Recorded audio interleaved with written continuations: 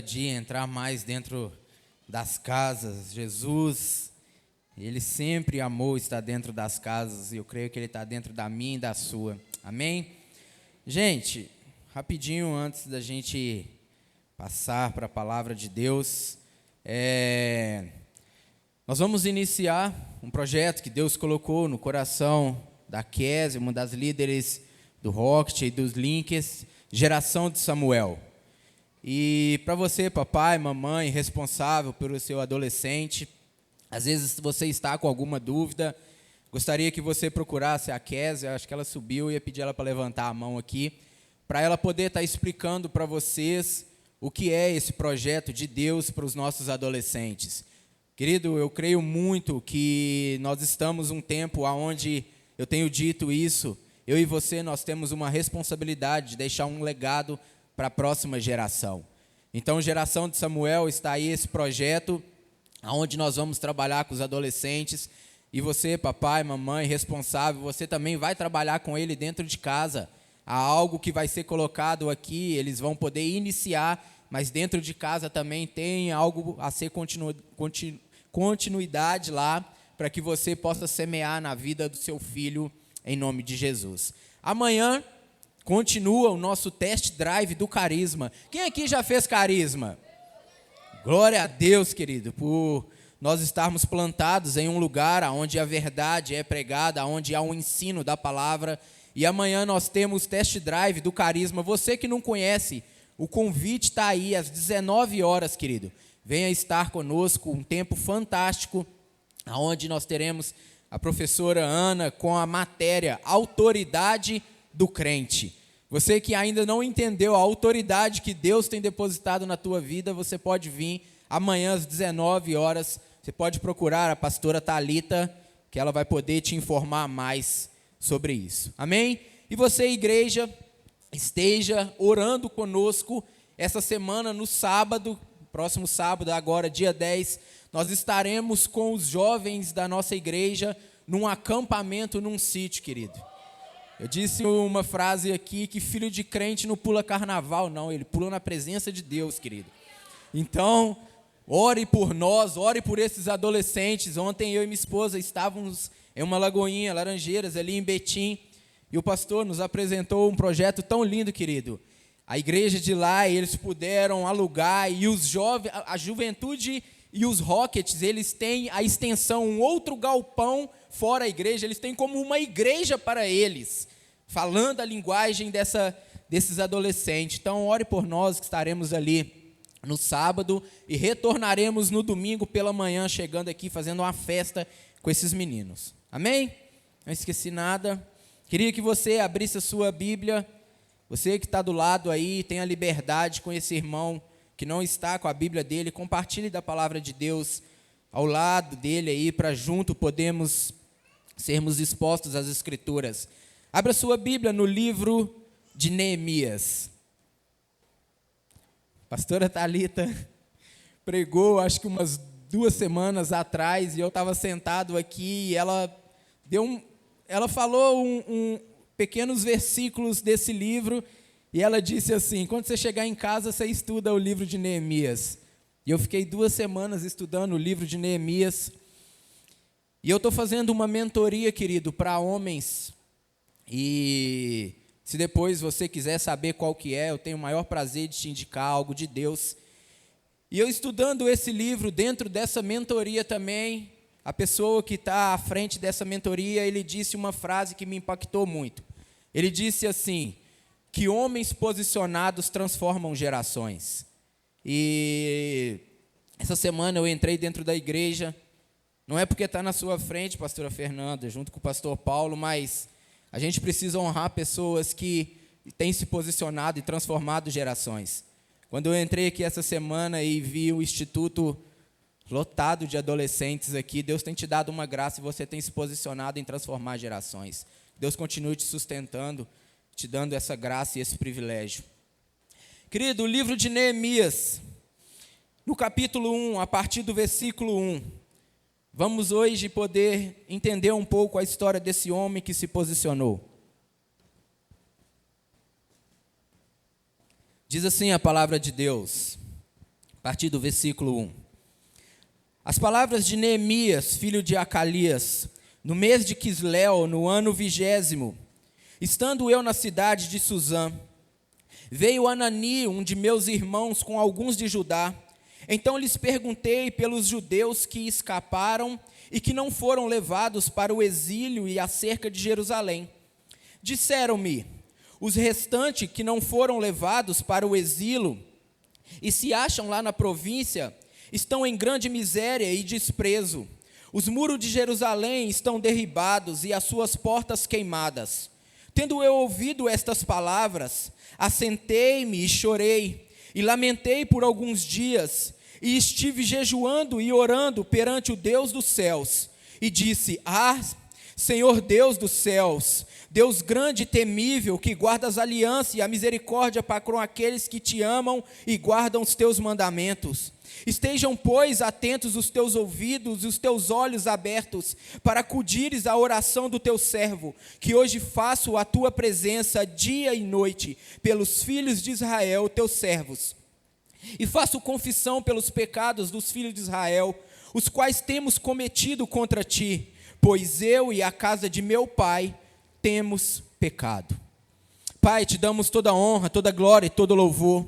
Essa é a tua palavra, Pai, a qual o Senhor tem exposto ela, as tuas escrituras sagradas, Pai. A tua palavra, Deus, que é mais cortante que uma espada de 2 gumes, Pai, a ponto de separar a junta e medula, Pai, alma e espírito, e apta para discernir pensamentos e intenções do corações. Que não seja um homem falando, que seja a voz do teu Espírito.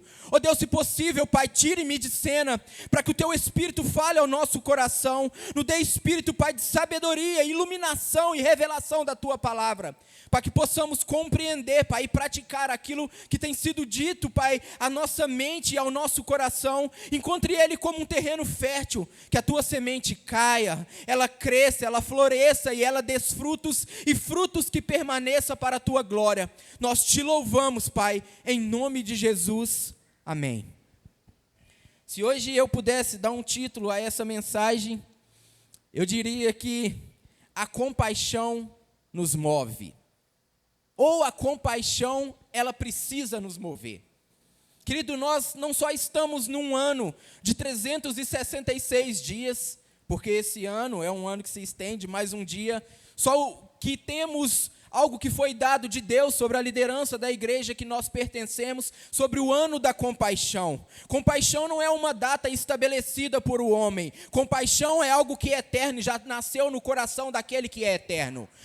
E compaixão não é sobre um ano e uma data estabelecida. Compaixão é uma vida cristã que eu e você precisamos viver desde o momento que nós entendemos o maior gesto de compaixão que eu e você possamos conhecer e já conhecemos. Aquele que abriu mão da sua glória, se esvaziou, se fez como eu e você, e deu a sua vida para que hoje eu e você tivéssemos vida. A compaixão de Jesus encontrou a mim e a você.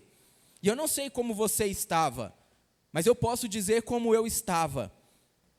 E o Senhor vem me limpando, vem me lavando todos os dias, e tem firmado os meus pés sobre uma rocha. Aquele que olhou para mim e disse assim: eu tenho compaixão de você, eu resolvi ir ao seu encontro, você não tem mérito nenhum, tudo que eu faço é a partir do amor que está dentro de mim, o amor que é uma essência de Deus. Deus, ele não tem amor, ele é o próprio amor.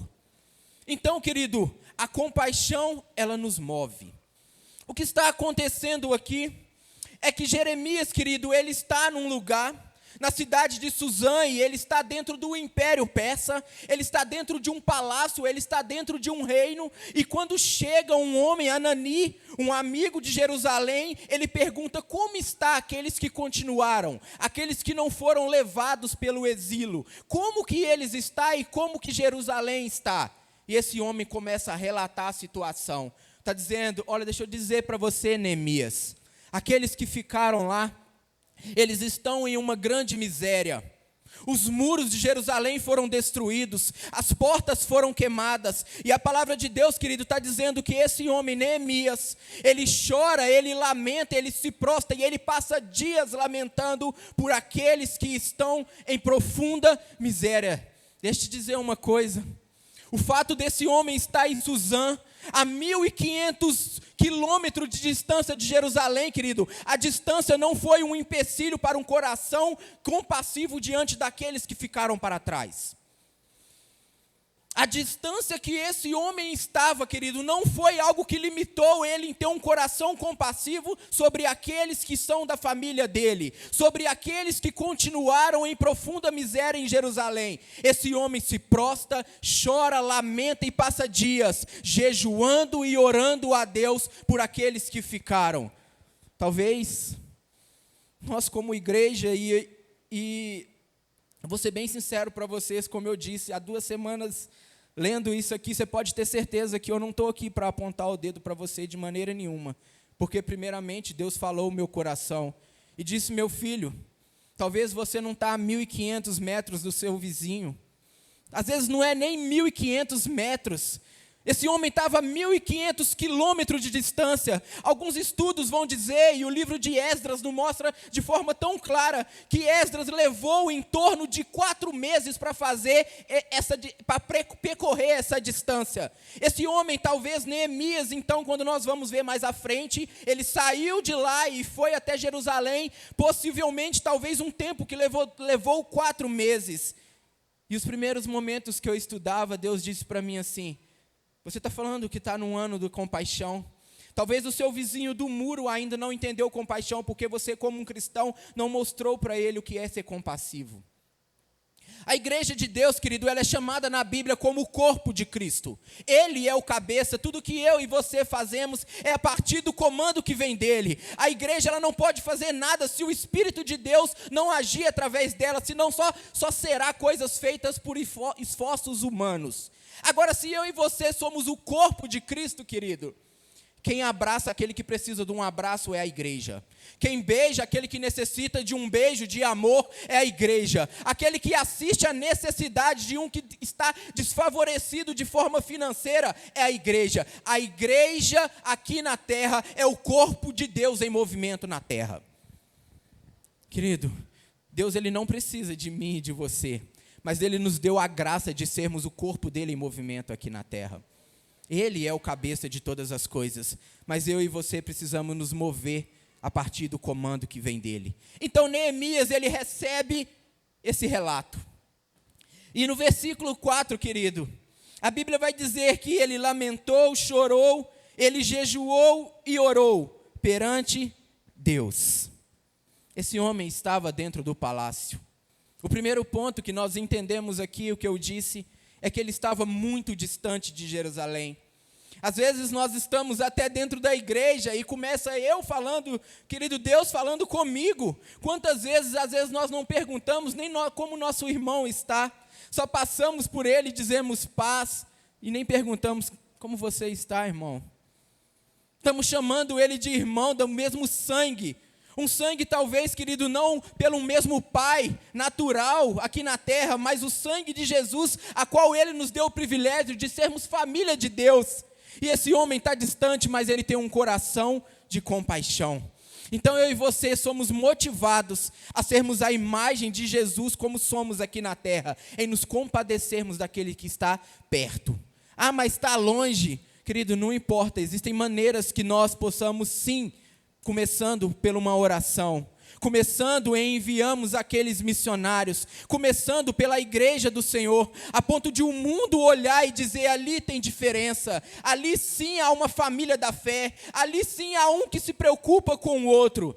Precisamos ser compassivos um com o outro. Às vezes está tão perto e não abrimos o nosso coração para amar de verdade aqueles que são chamados de irmãos. E se você está aqui, talvez você está olhando para mim e está falando assim, pastor, você nunca me cumprimentou e nunca me abraçou. Querido, eu sou tão falho como você. Todos os dias eu preciso depender de Deus assim como você e dizer, Senhor, me ensina a amar como o Senhor ama. Senhor, me ensina a abraçar como o Senhor abraça. Eu já disse aqui nessa igreja, querido, e repito em tantas outras, o quanto eu for tentar amar a minha esposa, que é a minha esposa, do Wilker mesmo eu vou falhar. Eu preciso amar ela a partir do momento que eu entendo o amor de Deus por mim. Eu preciso amar você como meu irmão, como Cristo me amou, querido. E a partir disso a igreja ela se torna relevante aonde ela está plantada. Um coração em compaixão, querido. Precisamos amar. Então esse homem estava distante, mas esse homem estava em um lugar confortável dentro do palácio. Ele era o copeiro do rei. Às vezes olhamos e dizemos assim: ele é o copeiro. Querido, naquele tempo que foram levados em cativeiro, ser copeiro do rei era uma posição muito boa para aqueles que foram levados em exílio. Então ele era um copeiro do rei, e ele está nesse palácio. E aqui vai mais um alerta para nós. Ele é um copeiro dentro de um palácio. Ele desfrutava de coisas boas. Ele tinha um dia de atividades totalmente comprometidas, sim, em servir ao rei.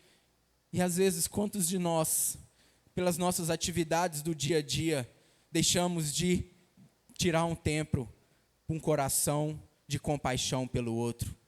Se fosse da nossa vontade, às vezes queremos que o dia até se estenda, dizendo 24 horas é pouco, eu não tenho tempo para me preocupar com o meu amigo, eu não tenho tempo para chamar ele para a minha célula, eu não tenho tempo de convidar ele para um culto, eu nem tenho tempo de sentar e tomar um açaí com ele, eu nem tenho tempo de mandar uma mensagem no WhatsApp, porque eu estou tão atarefado que eu não mais me preocupo com aqueles que estão dos meus lados. As minhas atividades tomou o meu coração. Talvez o conforto da minha casa, talvez o luxo que eu estou vivendo já está sendo um bloqueio para mim ser compassivo. Esse homem está dentro de um palácio, servindo a um rei, e ele quebranta o seu coração em amor aos que ficaram para trás. O conforto e as atividades diárias não pode nos tornar insensível à causa dos meus irmãos. A palavra, querido, o pastor Leandro hoje de manhã disse, pode ser dura, mas ela é necessária para mim e para você como cristão, querido. Nós precisamos ter sim um despertar de Deus todos os dias, em viver uma vida de um cristão genuíno, não só dentro da igreja, mas mostrando para o mundo aquilo que Cristo já fez em nossas vidas. E esse homem, o que Neemias está fazendo? Ele está chorando e lamentando por alguns dias perante o Deus dos céus. Agora, se Deus toca o meu e seu coração em compaixão por alguém, em se colocar diante daquela causa, daquele irmão, querido, toda causa precisa ser colocada diante de Deus. Qualquer conselho que eu e você possamos dar para um irmão, qualquer palavra que nós podemos liberar em ajuda a um irmão, querido, antes de eu e você fazermos, coloque essa causa diante de Deus. Neemias, ele chorou e lamentou perante Deus. Está dizendo: Senhor, o meu coração está em compaixão por eles. Eu estou chorando e lamentando, mas eu estou jejuando e orando a Ti. Senhor, o que eu preciso fazer é dizer: o Senhor já sabe o que está acontecendo, pois Tu és onisciente, mas eu estou falando também a Ti. Olha a situação que está. Quantos de nós precisamos, querido, orar ao Senhor dizendo: Deus, me dá o privilégio de entrar na causa desse irmão, para me mostrar e dizer para ele, existe não só um ombro amigo, mas existe um coração de um irmão que se compadece da sua dor. Coloque a causa de qualquer um diante de Deus. É o que Neemias fez, querido. O segundo ponto que nós precisamos trabalhar aqui essa noite, eu queria que você fosse para o capítulo 2 aí de Neemias. Nós vamos ler do versículo 1 ao versículo 5.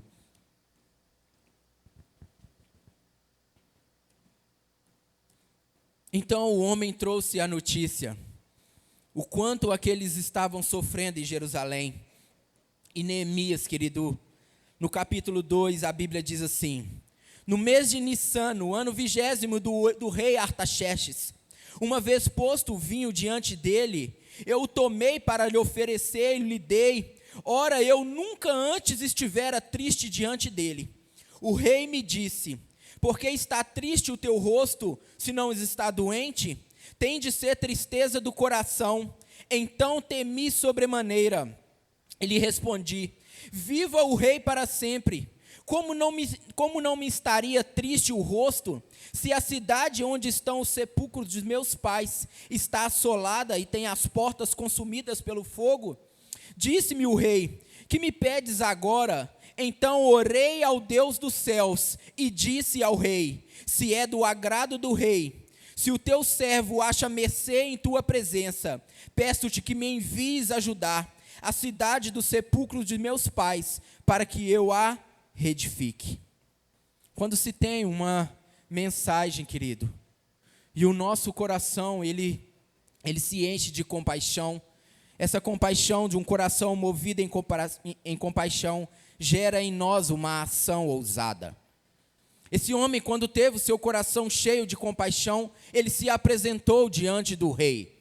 Quando ele chega diante de Artaxerxes, o rei daquela época, o rei está dizendo: por que você está triste? Essa tristeza, se você não está doente, essa tristeza só pode ser do coração. O coração daquele homem estava cheio de compaixão. E ele está dizendo ao rei de forma humilde: como eu não poderia estar triste se a cidade a qual o sepulcro dos meus pais estão, se está toda queimada em ruínas, como eu não poderia estar triste diante de ti, rei? Agora, se você acha bom, se você acha agradável aos teus olhos, me deixa ir, me deixa reedificar aquela cidade, me deixa reconstruir aquilo que está destruído. Há uma frase no mundo que diz assim: não levante muros, mas construa pontes. E aqui eu vou dizer algo para você. Dentro desse texto, querido, existem muros que precisam ser reconstruídos, sim, mas não muros de divisões, muros de proteção para pessoas e cidades inteiras. Igarapé necessita de muro de proteções espirituais, a qual eu e você carrega o Espírito Santo de Deus, querido. Nós precisamos sim, aonde nós estamos plantados, dizer se muros foram derrubados, se essa cidade está aberta para a ação do inimigo, agora tudo está destruído, eu me levanto e me reposiciono, e estou dizendo não a um rei natural, estou dizendo ao rei celestial: olha, se tu achas bom, e sei que tu achas bom, se o Senhor se agradou da minha vida, então deixe-me e me permita que eu vá reconstruir aquilo que está destruído. Existem pessoas que estão com o casamento destruído, querido, e você pode ser aquele que reedifica. Procure Lagoinha Gerações e diz assim: pastores, nos ajuda a ser aqueles que vão reconstruir muros de proteções sobre aquela casa, nos ajude a reedificar as portas que foram queimadas. Dentro daquela casa está entrando tudo que não provém de ti. Deus, ó Rei soberano, se o Senhor achou graça em me implantar dentro dessa casa, então deixe-me ir reconstruir lá fora aquilo que precisa ser construído. Nós precisamos ser humildes diante de Deus. Quantos cristãos têm se levantado e orado como que se Deus fosse obrigado a atender os nossos caprichos? Ele é soberano e rei, querido. O que Neemias está fazendo diante de um rei natural? Ele está sendo humilde. Ele não chegou e disse assim: rei, eu quero ir porque eu vou fazer. Não, ele está dizendo assim: se você acha bom, se você acha mercê, se eu sou bom aos teus olhos, agradável, deixe-me ir. Eu e você, diante do nosso Rei soberano, precisamos ser humildes no que pedimos, mas ousados naquilo que falamos, querido. Se posicione diante do que Deus tem dado a mim e a você. Nós não estamos aqui numa igreja qualquer. Eu disse aqui, igreja não é um lugar para você estar. Igreja é uma família a pertencer. Eu e você não estamos aqui por acaso, querido. Nós temos uma comunidade, uma família da fé, aonde eu e você temos o mesmo Pai, o Pai Celestial, o Rei. E eu e você estamos dizendo, nós não só queremos mais ficar sentados em bancos de uma igreja sobre 4 paredes, nós queremos ser aqueles que constroem muros de proteções sobre os nossos vizinhos, sobre os nossos bairros, sobre as gerações futuras, sobre as cidades que o Senhor tem nos confiado. Querido, Igarapé, eu não estou falando só de um nome de uma cidade, eu estou falando de pessoas que olham para mim e para você e precisam compreender e entender o que eu e você carrega. Mundo nenhum, cidade nenhum, homem nenhum natural pode oferecer o que eu e você temos, não porque somos bons, porque carregamos aquilo que é perfeito, o Espírito Santo de Deus. Não tem a ver com uma habilidade minha e sua, tem a ver como nos colocarmos debaixo da soberania do Deus Altíssimo, querido. Neemias está dizendo, deixe-me ir, rei, se for bom aos teus olhos, deixe-me voltar e reconstruir aquilo que foi destruído. E ele vai, o rei permite. Passa para o versículo 11 e 12 do capítulo 2. Neemias, então, ele parte para reconstruir aquilo que está derrubado. Versículo 11. Cheguei a Jerusalém, preste atenção, onde estive 3 dias. Então à noite me levantei e uns poucos homens comigo. Não declarei a ninguém o que meu Deus me pusera no coração para eu fazer em Jerusalém. Não havia comigo animal algum, senão o que eu montava. Um coração compassivo, um coração de compaixão, eu e você precisamos ter. Agora preste atenção no que eu vou dizer. Deus, ele planta no coração de Neemias sobre reconstruir os muros. Ele tem autorização do rei Artaxerxes, ele parte. Ele chega em Jerusalém e ele leva com ele alguns homens. Estão acompanhando ele. E Neemias, a Bíblia está dizendo que ele não conta nem para aqueles homens que estavam junto com ele o que ele ia fazer em Jerusalém. Existem grandes projetos de Deus, querido, que talvez há tempo certo para ser compartilhado. Pode guardar isso no teu coração. Eu não estou dizendo que nós não temos que compartilhar aquilo que Deus nos dá. Existem momentos e pessoas certas para compartilhar aquilo que Deus colocou nas nossas vidas. Sabe por quê? Existem pessoas que têm palavras abortivas sobre aquilo que é de Deus. Existem pessoas que às vezes até está perto, querido, mas quando você compartilha a palavra de desânimo dentro dela, e ela começa a dizer, você não vai conseguir, é muito grande para você, você está olhando para uma cidade inteira e está dizendo que Igarapé será transformada, não vai ter jeito, querido, compartilhe as coisas e os projetos de Deus no tempo certo com as pessoas certas. Existem projetos de Deus que precisam ser compartilhados em momentos certos com pessoas certas. E nós estamos aqui com pessoas a quais Deus tem nos colocado aos nossos lados, querido. Talvez esse irmão que você ainda nem conhece, ele tem sido uma resposta de Deus e dizendo, pode compartilhar, que é momento de você caminhar junto, de vocês construírem algo junto. É momento de vocês caminharem e agora ser aqueles que vão levantar algo da minha parte aonde eu plantei vocês. Compartilhe projetos de Deus em momentos certos com pessoas certas. Pois o projeto de Deus era para construir. E muitos, através de palavras, estão querendo desanimar e derribar aquilo que é uma grande construção de Deus. Um dia eu fui convidado para ministrar numa igreja. E eu honro a vida da liderança que Deus tem colocado sobre a minha vida, querido. Espero que você também faça o mesmo. E eu fui compartilhar com o nosso pastor Gustavo, sei que o culto é gravado, talvez ele vai até ver, eu não sei se vai ver. E eu disse assim, pastor, chegou um convite diante de mim para me ministrar em um evento legal, um acampamento lá, uma conferência legal e tudo. Só que é um sábado e eu tenho o Legacy lá. Querido, de verdade, eu poderia até pedir um dos meninos, os líderes, para ministrar a palavra no Legacy, mas eu não tinha paz no meu coração em ir naquele lugar.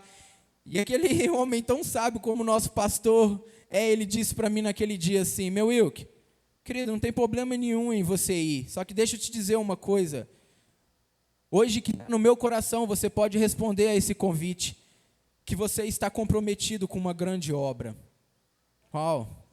E no sábado eu vim aqui no Legacy para ministrar. Eu e a minha esposa e mais 2 jovens. Talvez se eu tivesse naquele acampamento, teria muitas pessoas, mas só aplausos humanos. Eu estava cumprindo aquilo que era a vontade de Deus naquele momento, querido. Não é sobre estar em lugares só cheios, é sobre viver aquilo que é o projeto de Deus em nosso coração. Existe algo para ser construído em mim e em você, a partir daquilo que Deus já plantou em mim e em você. Não é sobre estar em lugares lotados, é sobre estar no centro da vontade de Deus. E Neemias estava, ele está dizendo, poucos homens eu levei comigo, mas não é sobre a quantidade que está junto comigo, é sobre um Deus que faz através de mim. Eu estou com poucos homens, mas o trabalho é grande, o trabalho é grande, é uma grande obra e eu estou comprometida com ela. O projeto que Deus te colocou no teu coração, Talvez pode ser pequeno aos teus olhos. E Deus está dizendo, eu estou olhando lá na frente e estou vendo que é grande, querido. Pode continuar. Pode continuar a obra que vai valer a pena. Pode começar colocando apenas um tijolo. Porque quando chegar lá na frente, não é sobre tijolos físicos aqui. É sobre pedras vivas que você vai edificar. É sobre vidas que você vai tocar. Então o que Deus começou através de mim e de você é grande aos olhos de Deus. É grandes muros para serem construídos, querido. Neemias não compartilhou naquele momento. Ele compartilhou depois. E grandes pessoas, muita gente se juntou para fazer aquela obra. Eu creio de fato, querido, que Lagoinha e Igarapé têm se comprometido com a grande obra que Deus tem confiado a nós. Eu não estou falando só sobre grandes prédios como essa igreja. Nós vamos sair daqui, querido, e essas paredes vão continuar aqui do mesmo jeito. O que precisa ser construído é a vida de cada homem e mulher aqui na terra. O que eu e você carregamos não é sobre materiais naturais, é sobre materiais espirituais que Deus tem nos dado. É palavras dos céus que pessoas precisam receber. É orações que eu e você nos levantamos para orar e interceder por um irmão, querido. Eu e você estamos comprometidos com uma grande obra de Deus. Passa para o capítulo 6, por favor, de Neemias.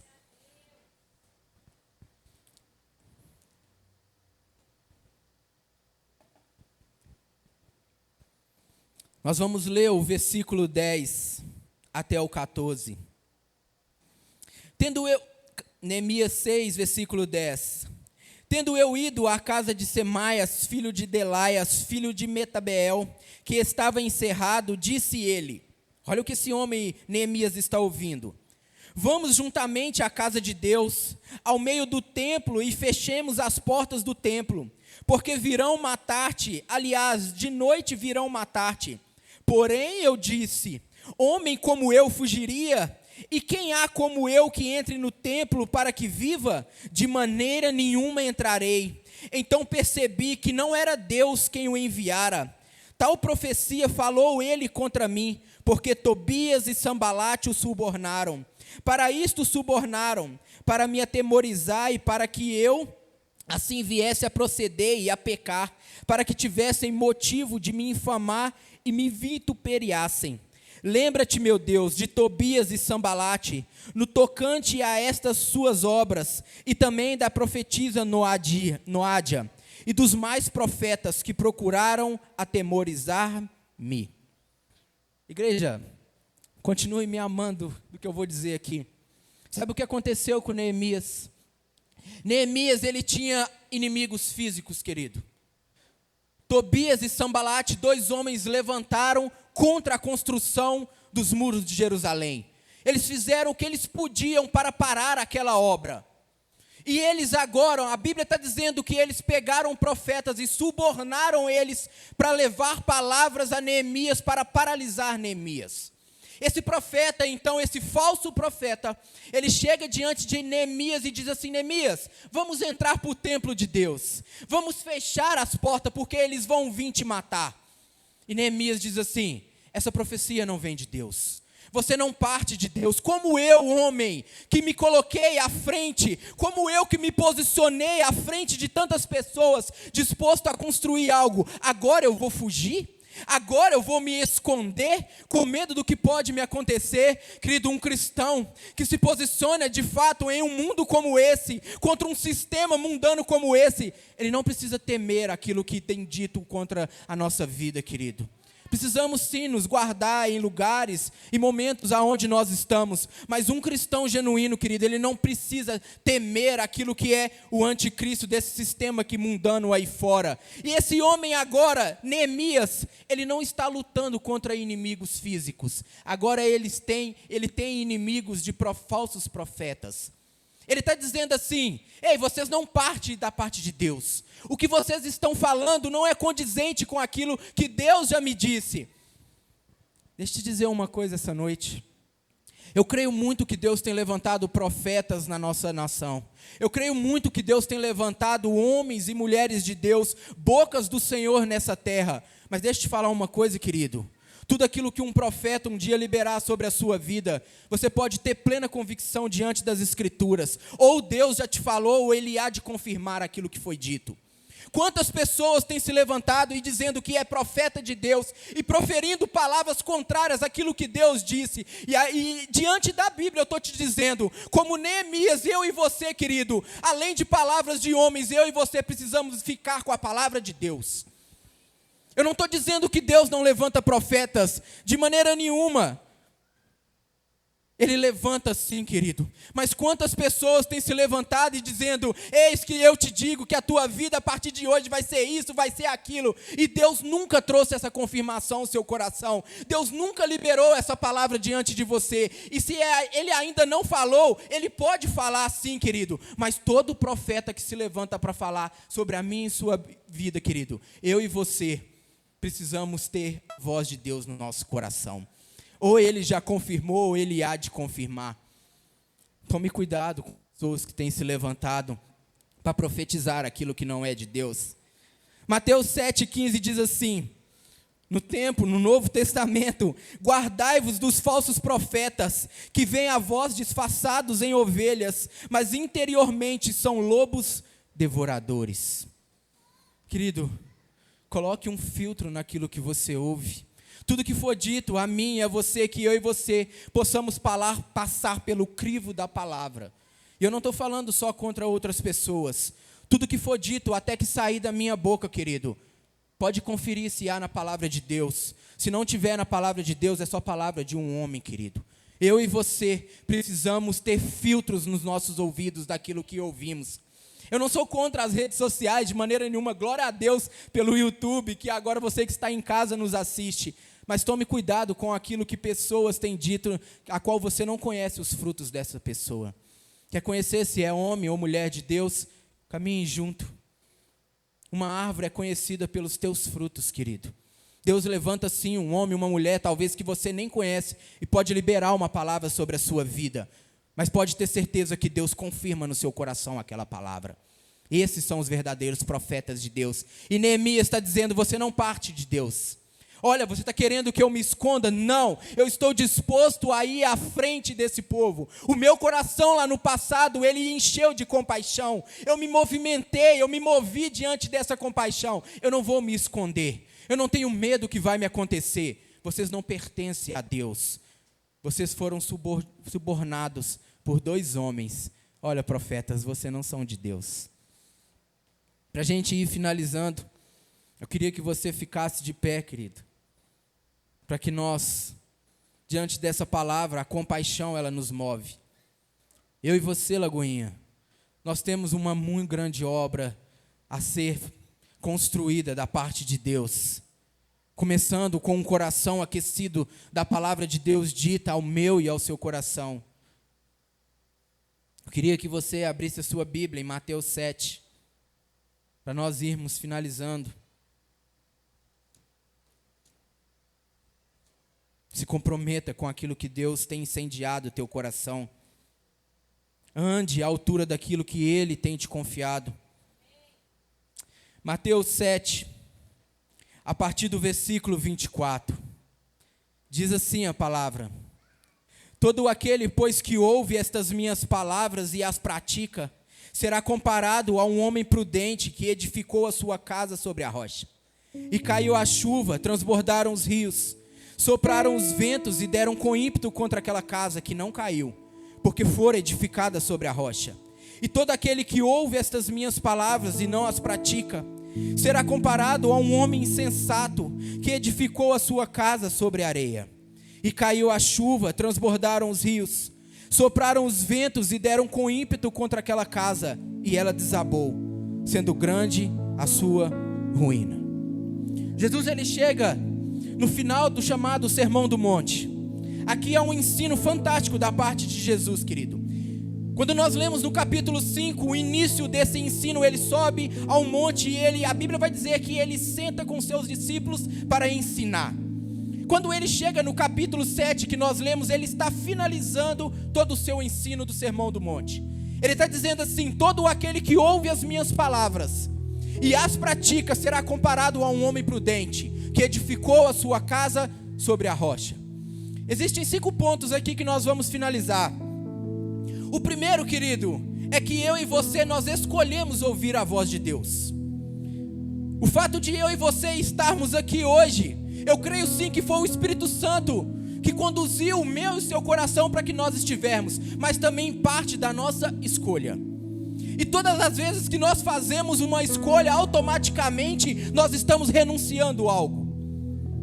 Talvez para mim estar aqui com essa camisa branca hoje, talvez eu renunciei a verde, a preta, a outra cor que estava no guarda-roupa. E nós escolhemos ouvir a voz de Deus. Jesus então está dizendo assim: todo aquele que ouve as minhas palavras, mas não é só sobre ouvir, é sobre ser um ouvinte e praticante, como Tiago diz. Ele está dizendo: todo aquele que ouve e as pratica, será comparado a um homem prudente. Ele está dizendo assim: o que eu estou liberando, o meu ensino, o que eu já liberei sobre a sua vida, tudo aquilo que você ouviu agora precisa ser colocado em prática. A vida cristã, querido, é uma vida constante em movimento. A Bíblia está dizendo: ide e pregai o Evangelho. Enquanto nós formos, aonde quer que nós formos, nós precisamos pregar a palavra de Deus. A vida cristã é uma vida em movimento, em prática. E prática está condicionado a ser uma vida de obediência a Deus. Praticar a palavra de Deus é obediência ao nosso Senhor. Então esse é o segundo ponto. O terceiro ponto, como aconteceu também com Neemias, o coração se encheu de compaixão, ele ouviu e ele foi em direção e ele praticou, mas adversidades chegam. Assim como esse homem prudente que construiu a sua casa sobre a rocha, caiu a chuva, transbordaram os rios, sopraram os ventos. A Bíblia vai dizer, querido, que a mesma chuva que cai sobre a casa do justo, cai também sobre a casa do ímpio, do injusto. É uma falsa palavra ou uma palavra errada quando pessoas dizem que você vir e viver a vida de Deus, a vida cristã, você não vai ter adversidades. Mentira, querido. A diferença está, não é se eu e você vamos passar por problemas ou por dificuldades. A diferença está é quem está conosco em meio às tribulações. Tende por motivo quando passa de alegria, quando passar por grandes tribulações, pois elas são passageiras. Pois quando passardes, Jesus está dizendo, a vida cristã vai ter dificuldades sim, querido. Vai ter problemas sim, mas não é sobre se o problema vai chegar ou não, é sobre eu estar com você em meio ao problema. Isaías 49 vai dizer, orei aqui hoje pela manhã, pode por acaso uma mãe que amamenta esquecer do filho? E mesmo que ela venha se esquecer, eu nunca esquecerei de ti, sobre as minhas mãos eu te gravei.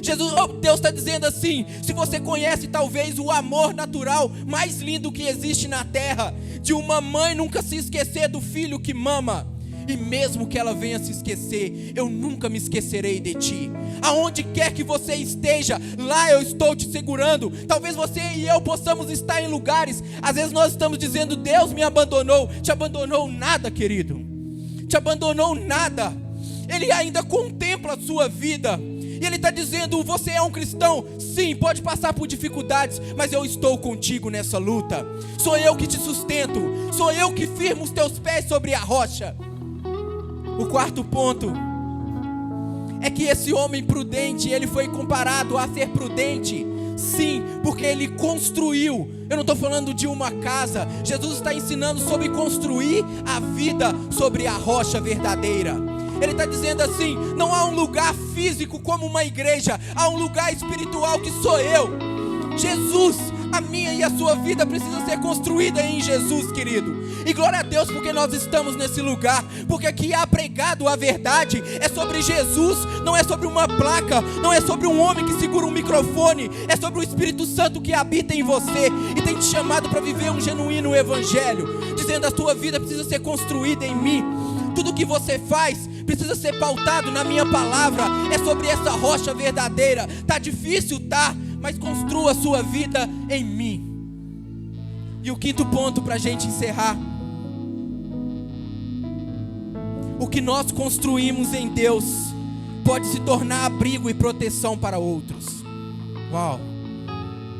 Não é sobre uma vida, querido, simplesmente egoísta, não é simplesmente dizer: a minha vida está legal, eu já oro, eu já participo da igreja, a minha família está bem, os meus recursos financeiros estão legais, eu tenho um bom emprego, eu tenho um bom carro, uma boa casa, eu até venho na igreja e congrego toda semana, a minha vida está legal espiritualmente. E Deus está dizendo: se você constrói a tua vida em mim, ela não é só para você, ela serve de proteção também para outros.